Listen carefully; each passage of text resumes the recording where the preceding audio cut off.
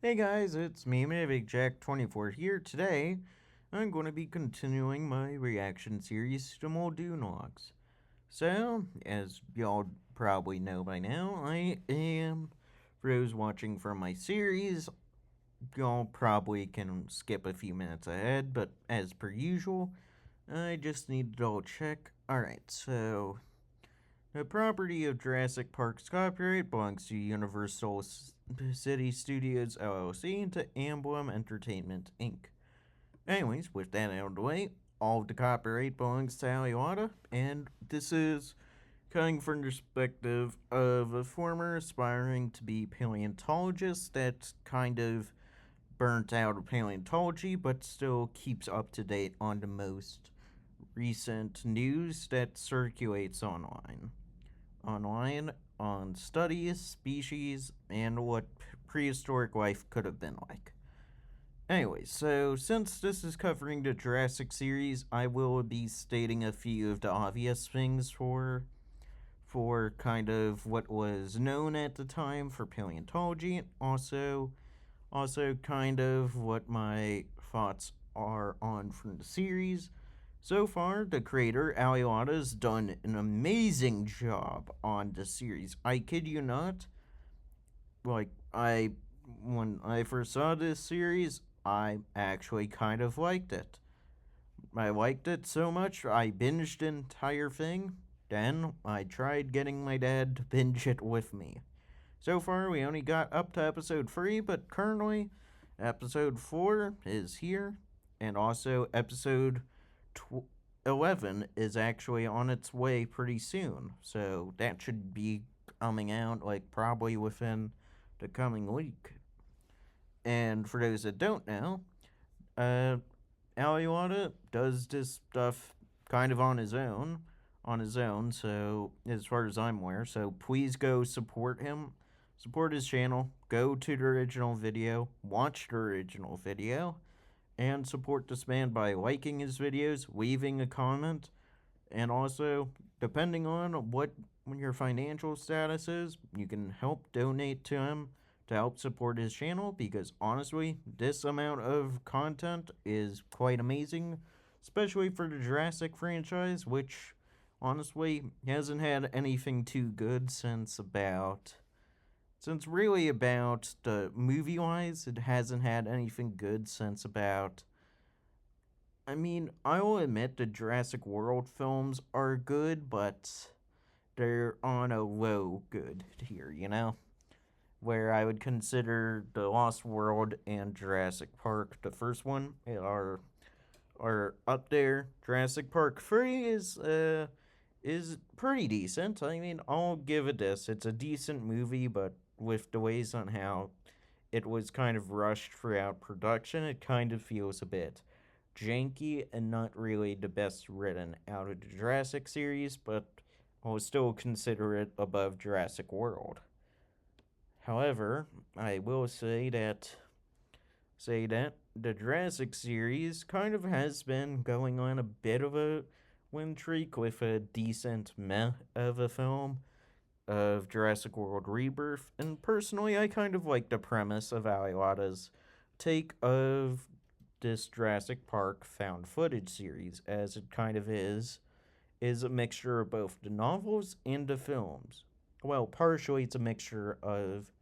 Actually, technically, could be parts of the films, since the films did have raptor paddocks, but they weren't really elaborated on. But anyways, yeah, I'll just say that effectively, I enjoy this because it mixes elements of the novels and the films, and it's a very fun concept to play around and see with.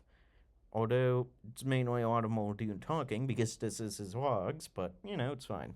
Anyways, without further ado, once again, all of the copyright for Jurassic Park's IP belongs to Universal City Studios LLC and to Emblem Entertainment Inc. And once again, original link in the video will be in the description, and of course there would be a channel link for Aliwata's YouTube channel, so that way in the description as well, so that way y'all can support the original video, because I kid you not. This is one of the best series that I've seen come out from effectively the Jurassic franchise, despite it not being paid or made by the Jurassic franchise.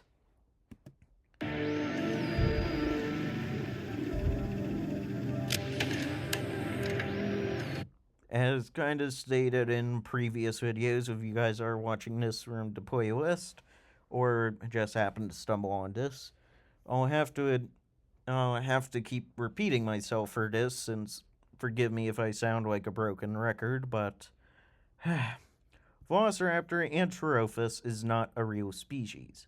Its real species is Deinonychus anterophus, and that comes from the fact that an artist, a paleo artist in the late 80s, uh, kind of placed this name of Velociraptor anterophus over a Deinonychus depiction, and that inspired Michael Crichton to name the creatures in his novel Velociraptor instead of the accurate species that was pretty much based off of, which is Deinonychus anterophus. But for those that don't know, Deinonychus is a completely different animal from Velociraptor. Like, yes, they are within kind of the same family of dromaeosaurs, but they're on very different branches of dromaeosaurs, to say the least.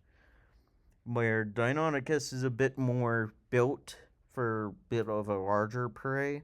Granted, not the largest prey, but like more small to medium size, where Velociraptor's more purely small prey. Like yeah. Velociraptor does have two confirmed species. First species is Velociraptor mongoliensis, which is the type species and, the namesake of Velociraptor. And the other confirmed species is something that I have forgotten, and I should be looking this up between videos, but I keep forgetting, is something different, but Anterophus is not Velociraptor, as that's Deinonychus.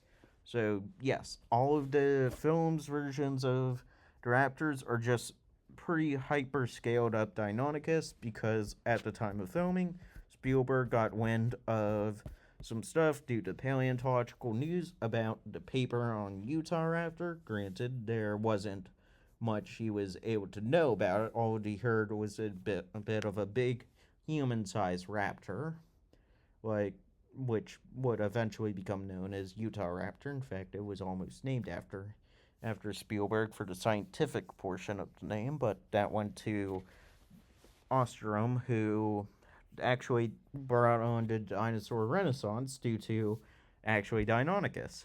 Funny enough.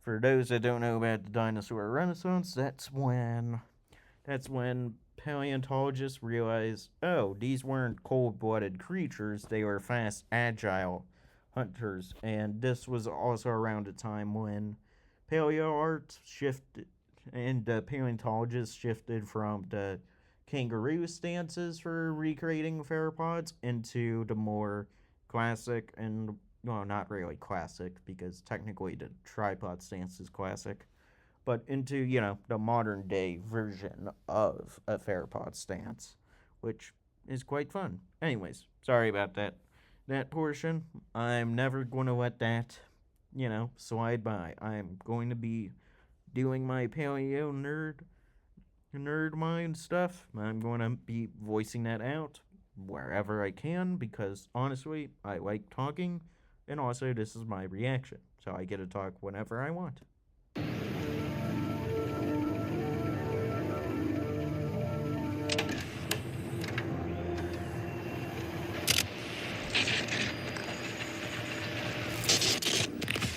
This is the juvenile tyrannosaur. Almost 2 years of age, she was brought here several months ago. Almost 2 years, and jeez. I know in the film's universe, the events of the park movie takes place in 1993, but for those that are curious, the events of the novel's events take place in 1990.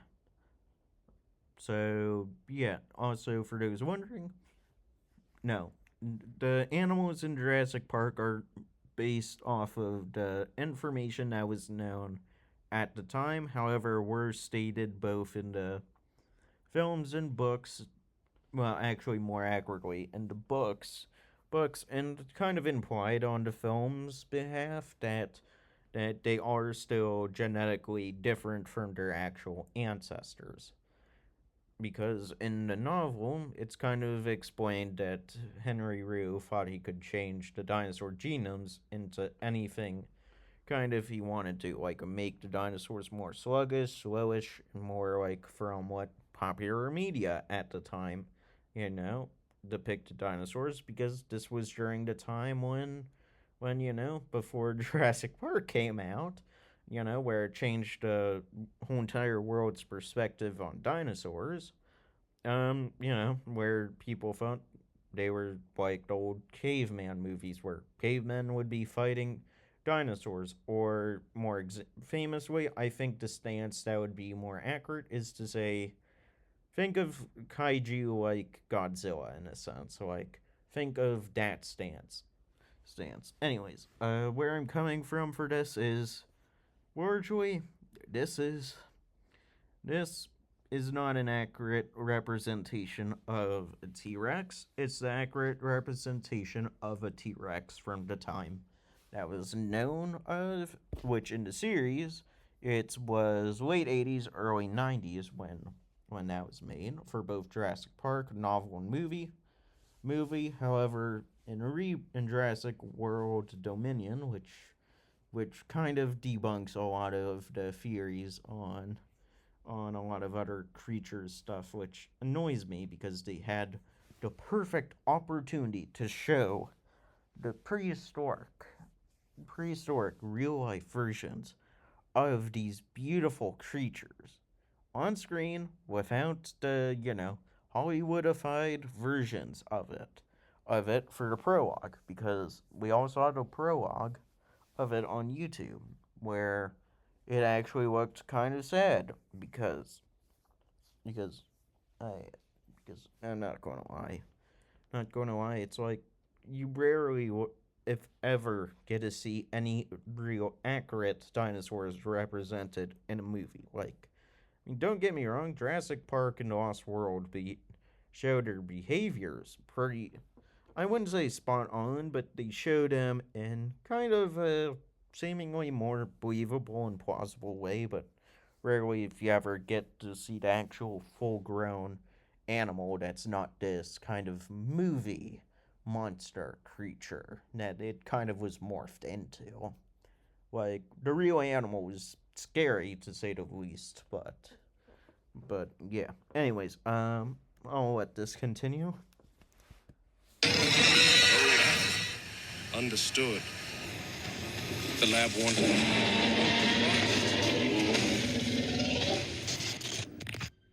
Seems like a fight of the dinner table. Run! Run! Damn. Seems like Roberta doesn't like. Oh no, this is gonna kill me. I knew that they had a clever name for the juvenile Rex. Hold on a sec. I can do this.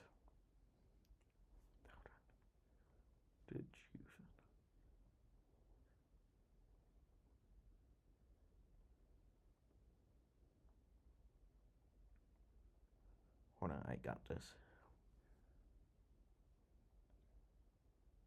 Oh. You know what? This is just. They just call it the juvenile Tyrannosaur. You know what? Since the older one's called, Roberta slash Rexy, I'm gonna call this one Rex. I know it's a girl because technically they're all the Rexes are girls except for Buck, Bull, and a few others. But I have to say, this definitely is going to be a fun time. And there they go, crashing through the jungle like nobody's business. The adult is fiercely territorial and will not stand to have the juvenile encroach on her prey. Chief Veterinarian Jerry Harding's daughter is an experienced field biologist, and she was called in to assess the Rexes before it was decided that the two share this enclosure. I have to just say, that's a terrible idea. I mean, two apex predators sharing the same enclosure.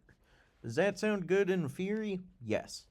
However, and Robert's going to point this out, two of the same species does not mean that you're going to be cohabitating peacefully, especially if you're not, well, related. She was adamant that, contrary to common assumption, Rexes are attentive and protective parents. I, however, do not think that extends to an adult Rex adopting a foreign juvenile. Yeah, I agree. Also, I will have to say, it's very rare in the wild for adoption to occur. So, effectively, it's pretty extremely rare for that to happen. Does that mean adoption doesn't happen in the wild? No, it does. It does happen, but it's at a much, much rarer thing than what humans would do. Unfortunately, I don't see any way these two can coexist in the same enclosure.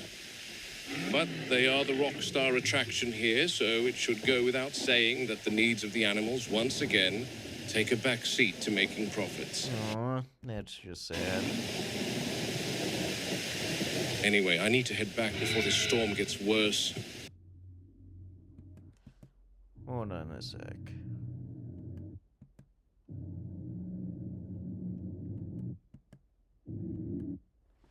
Wait a moment. I'm looking for you.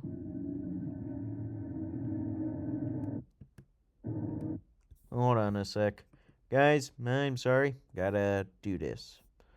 Real quick, where is... I know there was a raptor sighting somewhere in here. Where are the...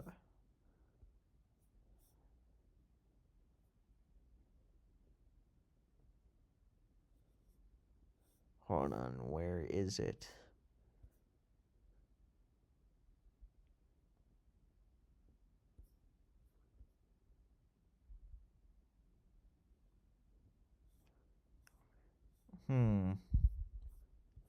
Oh, here.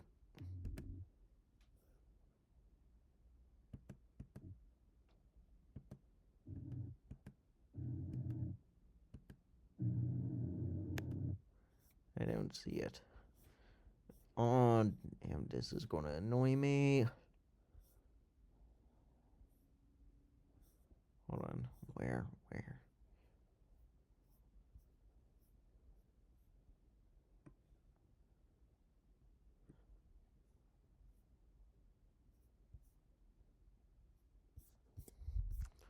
Okay. It's worse.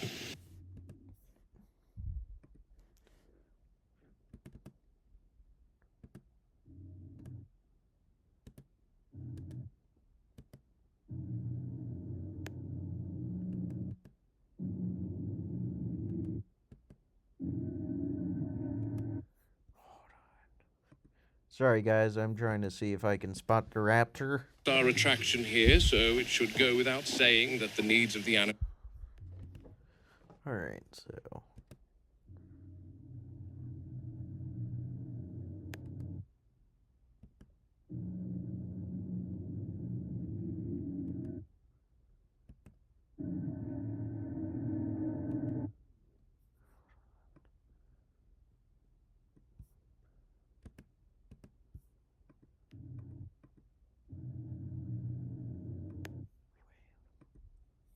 Sorry, guys.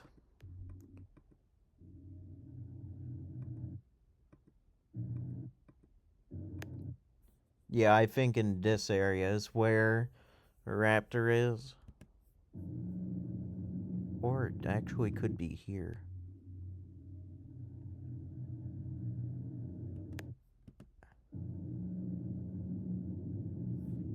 Yeah, no, it's over here. Sorry about that detour, guys. Since now the hidden raptors are going to be appearing, and I'm going to be trying to point them out because Oh boy. Because, well, it's going to be fun.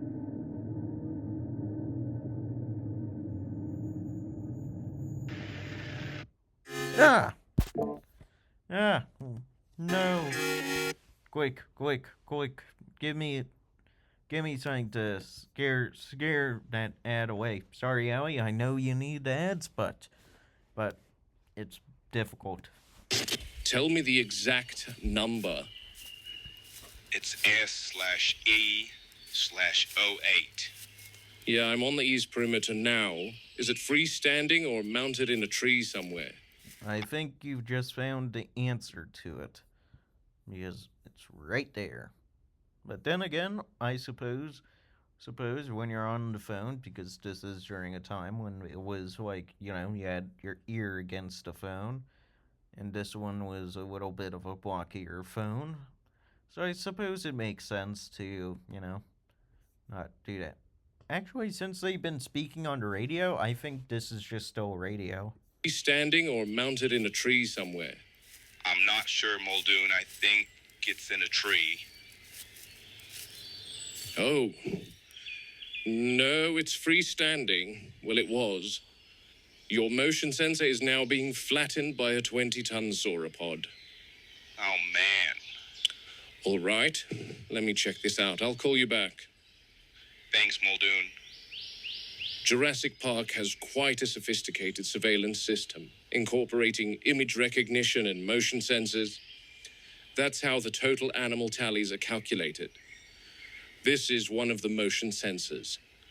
Arnold immediately received an alert in the control room that one had gone offline. He radioed the maintenance crew, but they seemed to be held up at the main road. So I've come here to see what happened to the sensor. Clearly, this big girl has decided to lay right on one. Well, The issue with the cams and the sensors is there needs to be many of them to cover the expansive land area of each of the enclosures. And some are huge enclosures. But you don't want to litter them every few yards throughout the paddocks. That will cause them to be damaged by the animals' movements, and also take away from the intended natural aesthetic of the paddocks. So when you erect them on legs and plant them in an enclosure where you have 20-ton foot traffic, you get things like this. Normally I'd have Harding come see her, but my role here is to triage the concern, actually discover if there is a need for a vet. All right. yeah, And I think it's just sweeping. I think it's just going to be fine, but I don't recommend it to lay on its side for too long because, well, the weight of its own body is going to be pushed against its organs, and that's not going to be fun. I mean, it can technically lay down, but I don't think it can lay down for long. saws down on its side. First order of business. Confirm whether it's injured or simply resting. Animals that size don't lie prone unless there's cause. For animals that size, lying down could cause pressure on internal organs. Sudden pressure on the lungs from this posture can be dangerous. Agreed. I'm watching the rise of the rib cage, slow but steady. Breathing appears normal. I'll approach from the front, where I'm in its line of sight. I'm looking for signs of trauma or dehydration. Scanning the flank now. No abrasions, no swelling, no indication of a fall. The soil's undisturbed around her, suggesting she settled here intentionally, and not from a fall, which is a relief. Agreed. Because if this thing fell over, oh boy, John would be pissed, and Harding would have to come here and figure out how to help it. Because, in case y'all don't know, the novel Hammond, which is actually the one in this series, is more cared about the animals over the employees, unlike movie Hammond. I mean, did movie Hammond make a few mistakes? Yes, but he at least learned from them. For those that read the novel, well, we all know what happened to John. I mean, he kind of deserved it, but damn. Skin tone is normal. All signs point to a relaxed, healthy animal. Apatosaurs will sometimes lie on their sides to relieve limb pressure or to doze during the hotter hours of the day. Not common, but not dangerous when the ground is level and the animal's in good condition. Alright, that does make sense on a scientific scale. Because, yeah. Apatosaurs are robust animals. Once they're grounded, it becomes a race against their own weight. The longer... I mean, that goes for almost any sauropod or any creature that's kind of really above, I would say, like above a certain threshold of tons because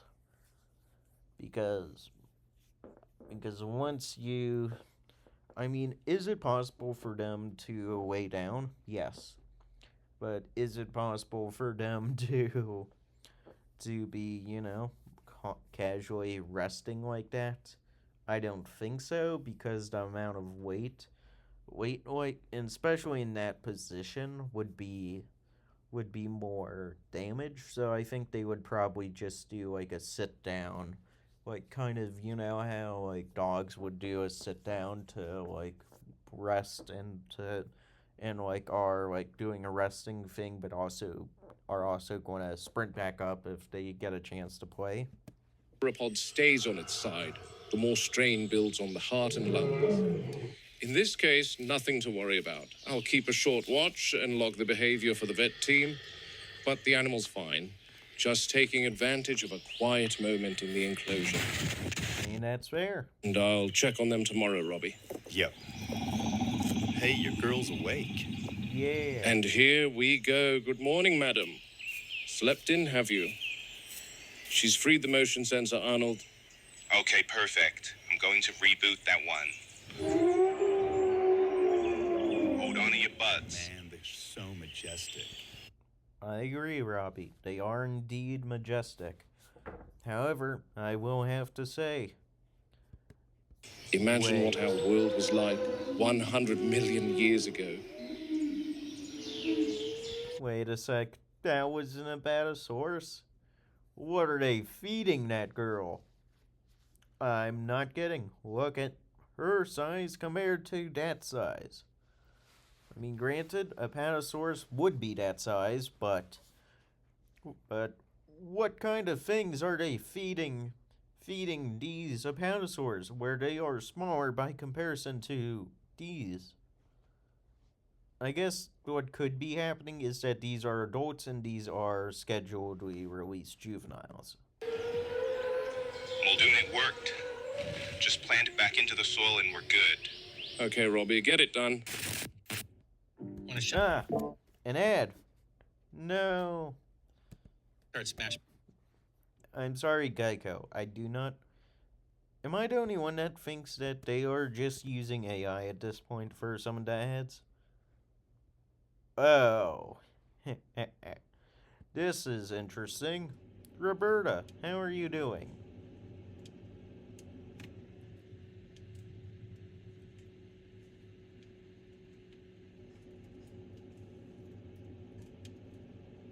Something tells me this isn't going to go well.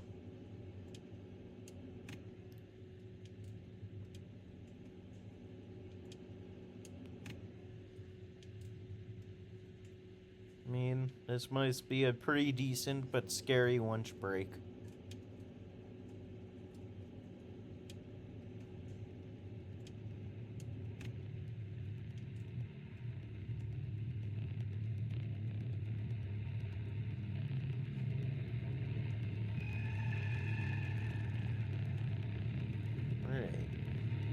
What are they laughing about?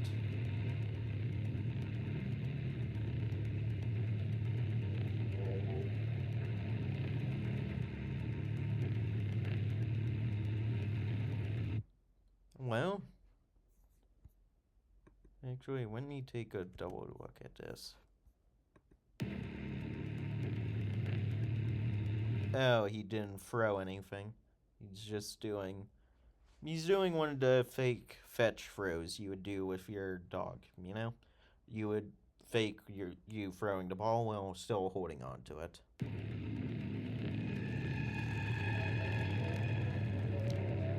don't tease a 10-ton apex predator. That's right, in the novel, Roberta is indeed, well, 10 tons. Well, in the film, Rexy is about 7 tons, which was thought to be the average for a Tyrannosaurus Rex at the time before, well, we discovered there was going to be a much, much more muscle bulk on a T Rex. Which, by the way, I gotta give credit to Crichton. He at least knew the size of how Rexes were going to be in tonnage. Like, he was ahead of his time because some of the heaviest known theropods are T-Rex. I mean, it's the heaviest land carnivore that we ever known of in the fossil record, and each year there seems to be a new contender for top spot for the Rex hierarchy, which is both interesting and also a bit terrifying.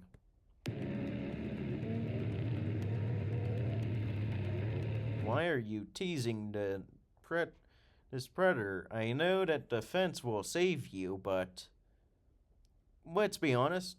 If you motivate an animal well enough, it won't care about what defenses are up there. It will attack because, yeah, they don't like being agitated or egged on.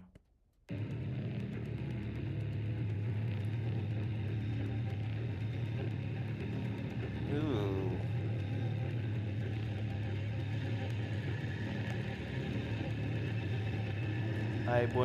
I personally wouldn't be doing that to any type of predator, even if it was in a cage, because by showing your back to it, that instinct's hunting instinct, because that means you're unaware, you have a blind spot, because obviously we don't have eyes on the back of our head, and well, the animal knows that, well, now is a pretty good chance to attack now than ever, because, well, it's there. And how close do they have to get to the fence?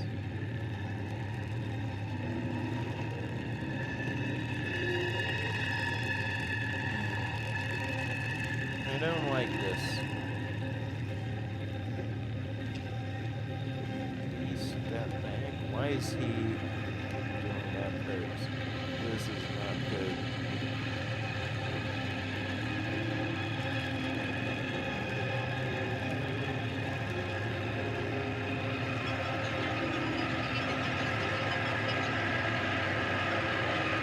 Right, look out!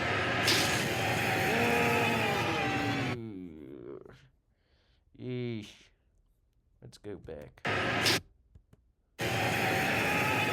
Seems like it managed to grab onto his shirt and pull him in that way into the fence, and he goes out T-posing. Gotta give credit where it's due. Guy went out like a champ. However, the circumstances around it is quite unfortunate, but also deserved. If you're teasing an apex predator, or taunting it, well, it's kind of on you for the repercussions of what an animal will do next. But at the same time, it's a sad thing of loss. Look. Juvenile goes in. Oh, it turns its head sideways.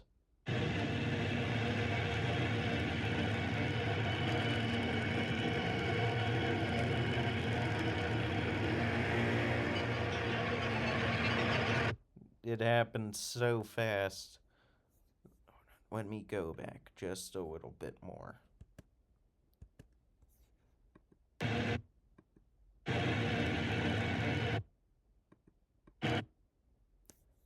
Yeah, so it managed to grab him by the back of the shirt.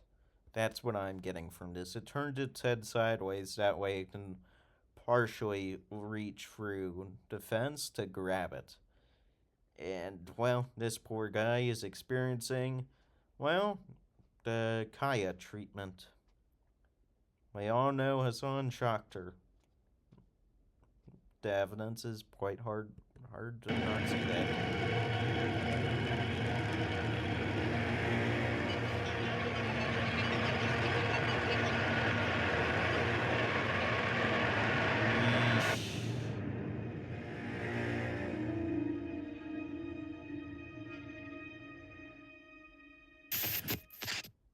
Ah! Why? Why am I being jump scared by ads? I'm here to watch scary things, not, ads. Come on, I don't want to watch ads. This isn't my reaction. This isn't my reaction to ads. This is my reaction to this. And they're devastated. He was airlifted to Bahia Anasco, but Regis pronounced him dead before they could bring a gotta go back just only a little bit. And they're devastated. He was airlifted to Bahia Anasco, but Regis pronounced him dead before they could bring a stretcher over to the Rex paddock. 10,000 volts will drop a bull elephant, and it damn near cooked him where he stood. The current hit him square through the back of the neck and head, burned straight through the helmet, and left deep char marks, his muscles locked tight as a steel rod. I saw the entry burns plain as day. His body was smoking even after I arrived on scene, and that was a good 10 minutes later. One tug from that animal, and he was yanked straight into the live wires. With the fence at full charge, the current went through him instantly. It stopped his heart. There wasn't a second of struggle after the jolt hit. Clean, immediate. A damned waste. But that's the truth of it. Around these paddocks, the animals aren't the only danger. The fences will finish the job just as quickly. How many times... Sorry, guys. I'm just looking through. Oh, alright. So it's going to be the amps that will kill you, not... Well, the amplification of the voltage is going to kill you, but as the current and the amount of volt... No, I mean, the current... Well, as long as the currents or amps are the same, it won't, kill you. But amps are what will kill you. If it's raised higher, then oh boy, it'll kill from what I'm saying. Yeah. Actually, you know what? I have to check out a video later. But for now, I'm leaving. Do I have to say it? Around these fences, one mistake is all it takes. I'm of two minds of this incident. Of course, that was a fellow human being with thoughts and aspirations, and I send my deepest condolences to his family. I agree there. It's a tragedy that we lost a human life. It is. But on the other hand, I kind of say it's a bit deserved, because if you're taunting an apex predator, it's gonna attack back. Not saying it was deserved, but, well, if you keep taunting an animal, and that animal decides to take out its rage on you, well, that's kind of natural selection, having its job being done for it. Yet clearly Gonzalez was lost in conversation with his friend. He's back to the paddock. He didn't even see his attacker. You can't turn your back on a predator, ever. Agreed. Because then it will be scary. And it's even scarier if it'll ask you to reach for the soap on the prison floor. I know I just did a dark joke, but hopefully some of y'all liked it. They sense it as a weakness, as an opportunity to strike. But that juvenile Rex is something else. She must be learning a thing or two about the fences from the raptors. And speaking of the raptors, we're due to transport them over to this pen any day now. I asked Hammond yesterday as to why we're bringing them over here anyway. His answer infuriated me. He said, and I quote, "It's classified." I had a good go at him after... Oh, that's the most annoying response ever. Especially for, the game warden, who is supposed to be overlooking all of these animals. And the response he receives is, "It's classified?" for why they're moving around the raptors into this new enclosure, which, for those that don't know, this is the new pen for the raptors in the raptor enclosure. Because in the film, they did have, obviously, they had a paddock, because that's both seen on some of Dennis Nedry's computer screens when he does the whole entire power outage thing. But he largely, you know, is terrified of the raptors because, oh boy, that is one of the most terrifying things. I'm sensing the scientists know something I don't about the raptors. Don't get me wrong, if this pen increases safety, I'm all for it, which is why I'm out here tonight. The crew told me that the horticulture is finished and they wanted me to sign off on its completion. I can already see a problem, however. There's a lot of activity around here tonight. The rats and critters of the island are busy, I see. I don't think that's a rat or critters that are in that area, since I know this was going to be a bit of a spoiler, but in some future logs, Muldoon says he hasn't seen like a rat in this area for a long while, which kind of surprises him. And that kind of worries me because, well, as we saw, there are some loose raptors on the island. From a distance, it all looks tidy enough. But up close, you can see the problem plain as day. These trees have branches that are sturdy enough to take a raptor's weight. Give them a few days to assess this pen, and they'll be using those limbs like ladders. The service door in the ceiling may be 12 feet up, but that won't matter if they can climb most of the way up on their own. They're clever, and they'll exploit anything that gives them leverage. If we're bringing them in here, all the plant species that sprawl horizontal branches need to be removed entirely. Otherwise, we're giving them a ready-made escape route. Simple I do not like that at all. That kind of implies that there's a raptor nearby, but I suppose it makes sense. One that... Ah, why? Why do I keep getting stuff? Wait, hold on. Wait, there's Olympics in LA? Hold on, I actually might not notice. Hold on, guys. Sorry, just gotta take a little look. Hold on. No, let's go back. Hold on.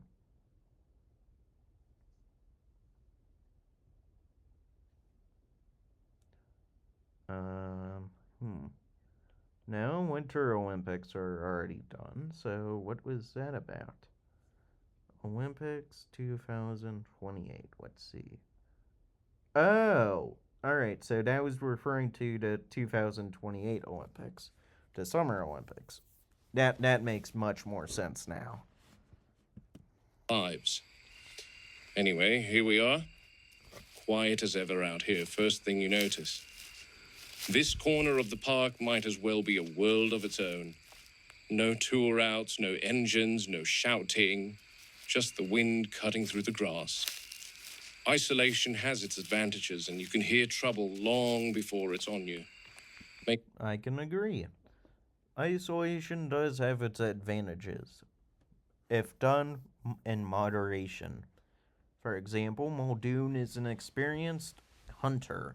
Hunter, game warden, and understands the environment and how how animals use it. So he's got a pretty good idea of what it does. However, he's also decently good with people. So he has no issue on the social side of isolation, but then again, I don't blame him for wanting to escape all of the, well, computer stuff, because that honestly can get annoying and also can lose someone. Cleaner, clearer. I come out here when I need to think. Control room is too loud, too many voices, too many opinions from people who've never had mud on their boots. This place is off limits to the scientists back in control. Not that any of them would be ballsy enough to trek out into the park on their own. They're brave behind glass and cameras. Out here's a different story. Hammond calls it secluded. I call it a blessing. I mean, I can say it's a secluded blessing, make best of both worlds. But then again, I do understand their point of seeing Muldoon being isolated is a bit of a bad thing, but then again, it's also a bit of a good Out thing. here, the park almost feels gentle. Almost. Tranquil moments like these never last long, though.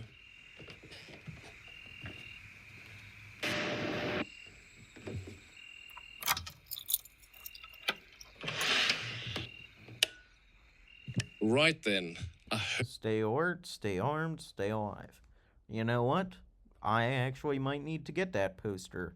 I'm not a person that gets posters a lot, because I rarely, if ever, get posters. I'm pretty certain that all my family can attest to that. I'm away from home. Modest little place, but it does the job. This outpost is my personal office. I share this space with Tony, our behavioral paleontologist. Sharp. Oh, yeah, this is the same Tony mentioned in episode 2. They come, though he's got a knack for spreading papers everywhere. His time is spent between here and Site B. That's Tony's desk. Man's a genius, but he types like a woodpecker on caffeine. My cubicle's over here, nothing fancy. Field logs, radio, maps of the island, everything I need. That cabinet, tranks, flares, shotguns, tools you pray you won't need, but out here you're a fool if you don't keep them within arm's reach. I have to say, that is pretty good advice, because you never know. There's the main stash in the garage, but I've also got supplies here. Place may be small, purpose-built, and it keeps the park at arm's length long enough for us to think. Not a bad perch for the start of the day. Good place for a proper drink, too. Away from the shenanigans or the computer scientists up at control. I enjoy the tropical nature of this island. Vastly different from the drier climate of Kenya, that's for sure. I will say both environments have upsides and downsides. As I haven't been to Kenya, but I've been to Africa. Well, actually, one time, actually. But I've been to several different countries during that one time, and I do have to say, it's different since I also spent some time in the tropics. Which, granted, I haven't spent too much time deep into, more down to the Caribbean tropics, as the furthest I ever gone south would probably be the Turks and Caicos, really, or the Cayman Islands, really, like within that area. But I can say with certainty there are aspects that are similar and different, but one of the things that will be the same are unfortunately the mosquitoes. Those will be the same no matter where you go in like the wild. It's like depending on the area you're in, it could be harmless mosquitoes or mosquitoes that carry, well, different types of diseases, which can be quite annoying to deal with. But I do agree, this will have to be pretty beautiful to wake up to in the morning, seeing dinosaurs rise up in the morning, being able to do stuff. From here, you can see half the bloody island.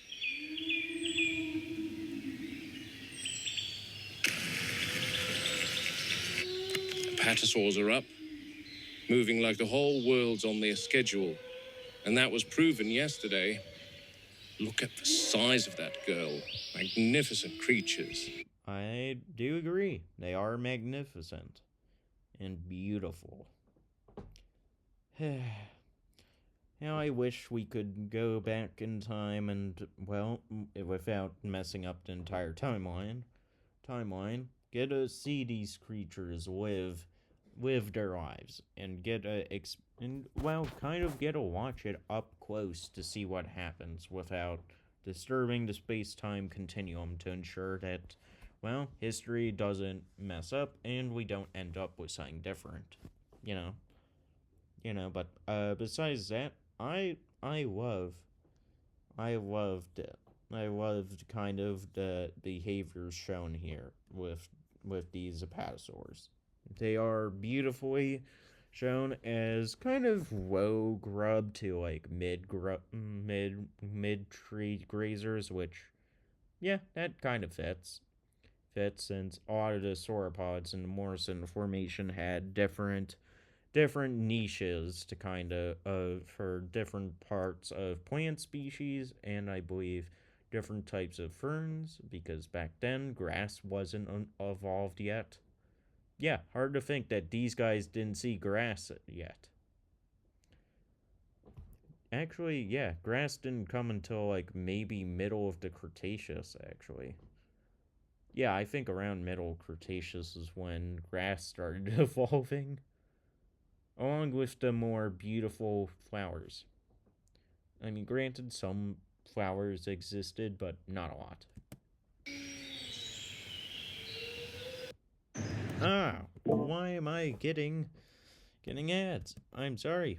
I don't care about California stuff. I'm not from California. I'm not from the West Coast. So California is not important to me. I'm from the East Coast. I can even peer into the T-Rex paddock from here. Ooh. Let's see. Yikes. Damn.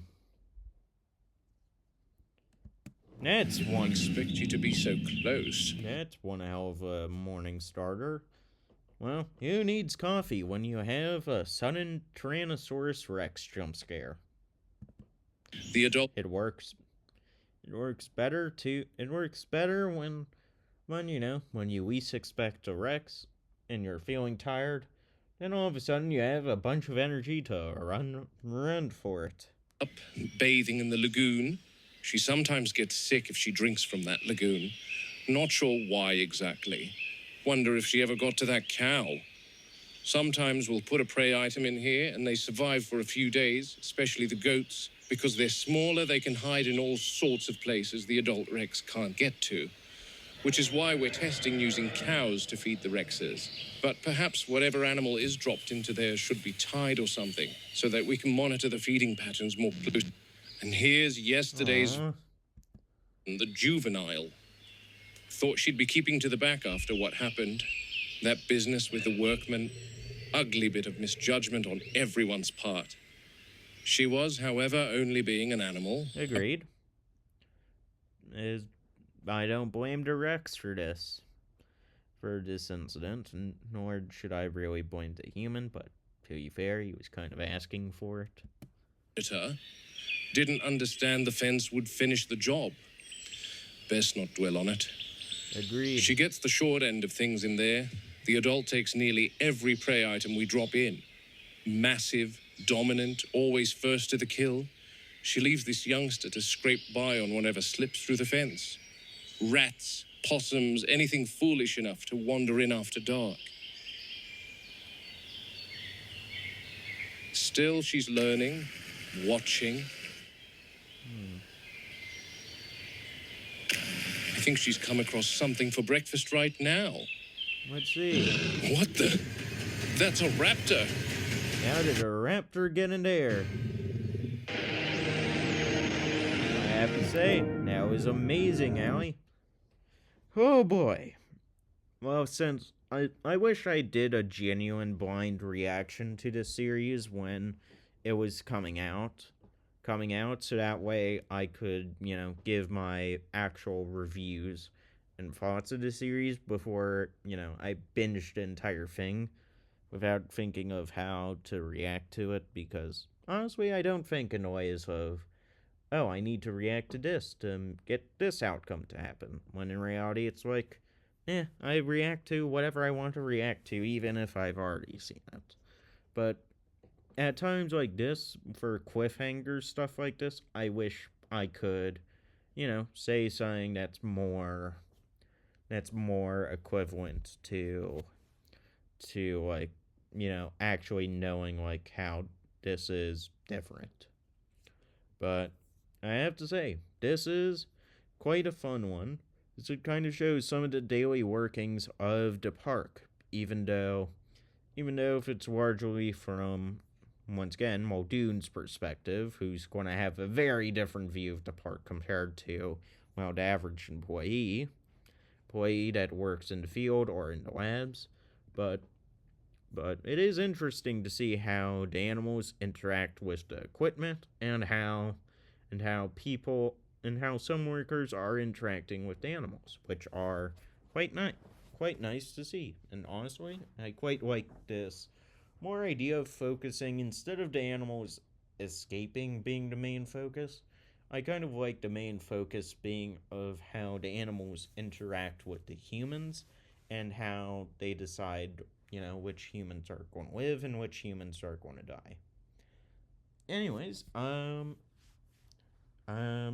All of the copyright once again belongs to Aliata, and all of the copyright for Jurassic Park belongs to Universal City Studios LLC, and to Emblem Entertainment Inc. And once again, original video for the Muldoon logs will be found in the description. And yes, I've decided after this, I will rename the entire series and playlist again to the old name because it makes much more sense. Yeah. Anyways, I'll see y'all later. As this was episode 4. Episode 4, the Juvenile Rex. Anyways, once again, original link to the video and original link to Aliata's channel. Go support him, and please help him out and helping us continue getting more beautiful, fun videos to be watching and to speculate on, because it's fun to do so, and honestly, I love it. Anyways, I'll see y'all later. Goodbye.